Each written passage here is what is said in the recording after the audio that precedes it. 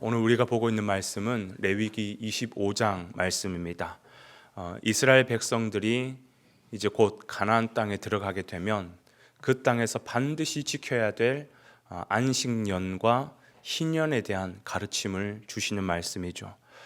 이 안식년이라는 것은 뭐냐 하면 6년 동안은 열심히 파종을 하고 또 농사를 짓지만 그러나 일곱째 되는 해는 모든 경작을 멈추는 거예요. 그래서 땅도 쉬게 하고 백성들도 쉬게 하는 것, 이게 바로 안식년의 의미입니다.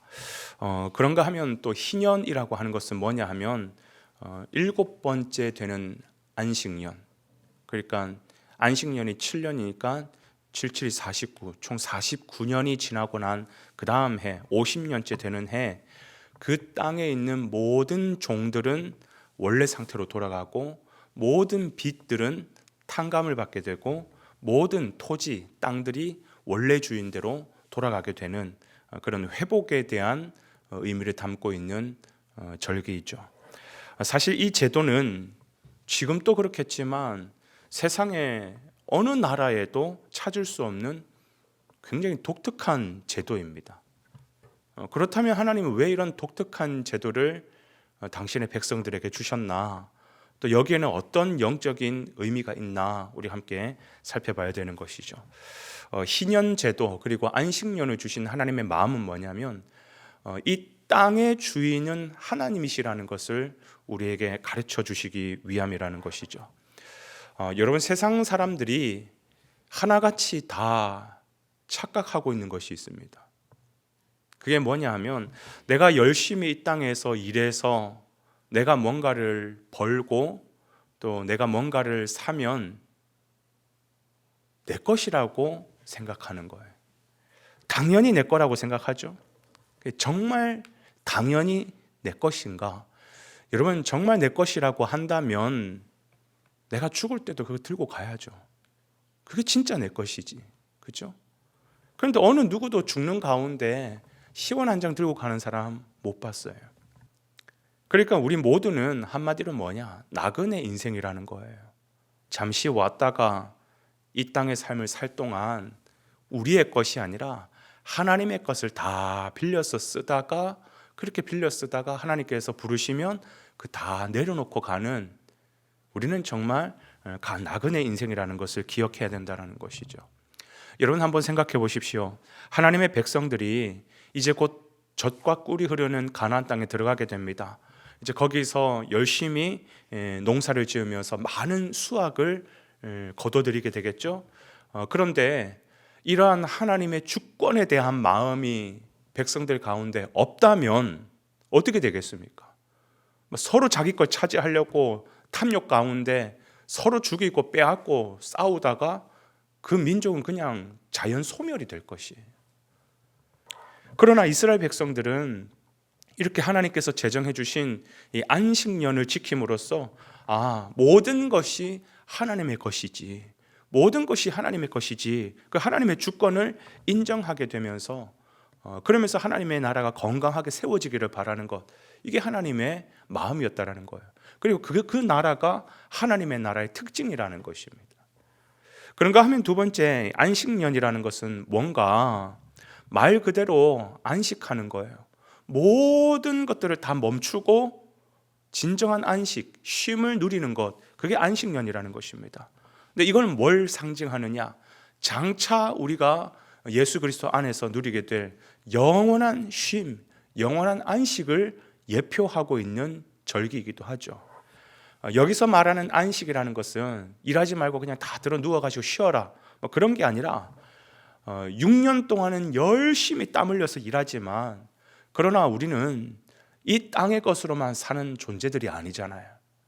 그래서 7년째 되는 해는 모든 하나님의 백성들은 하나님 앞에 나아가서 하나님으로부터 채우는 시간, 하나님으로부터 주어지는 공급을 받아 누리는 시간, 여러분, 이게 진정한 안식이라고 얘기할 수 있겠죠. 이게 쉼이에요.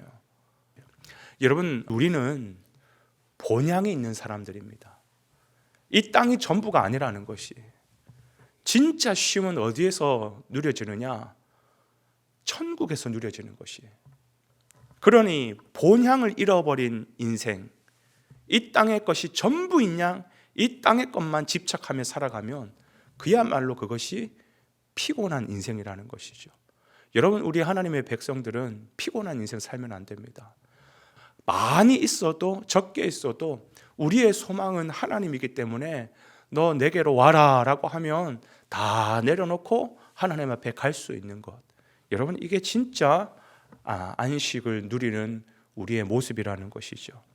마지막 세 번째로 하나님께서 우리에게 희년을 주신 이유가 뭐냐, 목적이 뭐냐, 당신의 백성들을 향한 하나님의 긍휼과 하나님의 공의를 집행하기 위해서라는 것입니다. 제가 앞서 말씀드린 것처럼 희년이라고 하는 것은 50년째 되는 해에 지켜지는 것인데, 그 땅에 있는 모든 종들, 그리고 모든 빚들, 그리고 모든 토지, 땅들은 원래 상태로 다 회복이 되는 그런 기쁨의 날이라고 하기도 하죠. 여러분, 가나안 땅은 하나님이 이스라엘 백성에게 주신 기업입니다. 그러니까 하나님의 것이라는 거예요.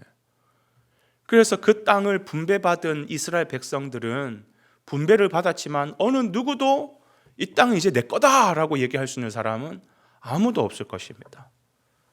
그런데 내 것은 아니지만 하나님께서 다 분배해 주셔가지고 이 땅이 이제 주어지는 한 이 세상을 살아가다 보면, 사용하다 보면 때로는 사람과의 관계에서 빼앗기기도 하고 착취당하기도 하고, 또 내가 또 빼앗기기도 하고, 또는 가난 때문에 어쩔 수 없이 그 땅을 팔아야만 하는 그런 상황도 생기기도 하고 등등 다양한 상황 속에서 이 땅이 처음 분배받은 모양이 아니라 조금씩 이렇게 일그러질 수밖에 없겠죠, 그죠?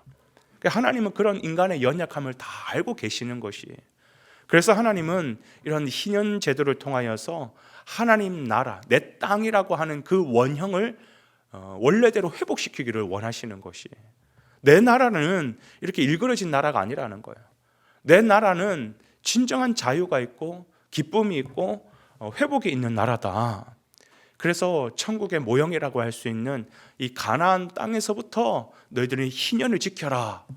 이게 내 나라다. 이게 천국의 모형이다라고 우리에게 말씀해 주시는 거예요. 뭐예요? 억압당하고 착취당하는 그 당신의 백성들을 긍휼히 여기셔서 정말 하나님 나라의 기쁨과 자유와 회복을 성취하시는 하나님, 이게 하나님 나라의 특징이라는 겁니다.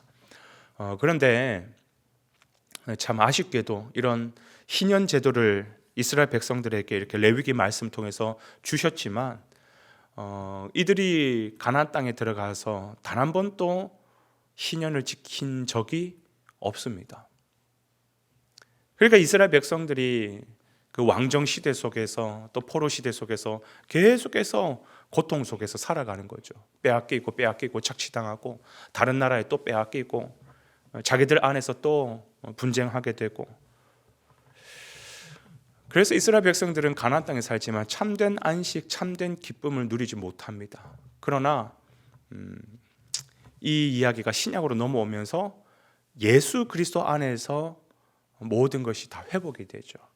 예수님이 오셔서 우리의 모든 죄와 죽음과 그런 아픔, 그 굴레 속에서 참된 회복과 안식을 우리에게 만들어 주시죠.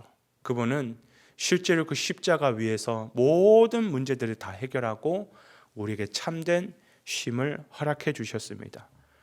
오늘 내 마음에도 예수 그리스도께서 함께 하시고 예수 그리스도가 내 가운데 통치하시면 오늘 나의 삶에서도 하나님 나라를 경험할 수 있는 거예요. 이 땅에 살지만, 피곤한 세상을 살지만 우리는 진정한 쉼과 안식 속에서 살아갈 수 있다는 것입니다. 그러니 여러분, 오늘 하루의 삶을 사는 데 있어서도 다른 것을 나의 주인 삼지 마시고 오직 예수 그리스도를 나의 주인 삼으셔서 피곤한 세상 속에 우리가 살지만 참된 안식과 자유와 기쁨과 회복이 넘치는 그런 귀한 복된 하루가 되시기를 주의 이름으로 축복드립니다.